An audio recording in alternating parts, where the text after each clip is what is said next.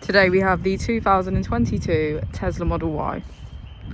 This vehicle has done just under 41,000 miles. It has an automatic transmission and a fully electric motor. On our user interface, we're met with an overview of the vehicle.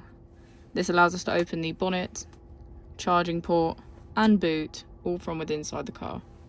If we click on our Tesla icon in the bottom right, we can access our controls, dynamics, charging, autopilot, schedule, safety, service, and software. Within safety, we have advanced features such as a pin to drive and a glove box pin. If we go back into software and click on additional vehicle information, we can get a deeper analysis of the vehicle spec. The Model Y comes with a 360 degrees camera, and with that you can access your dash cam. If we press here, we can access our climate control with heated seats on either side, our heated steering wheel and heated windscreen.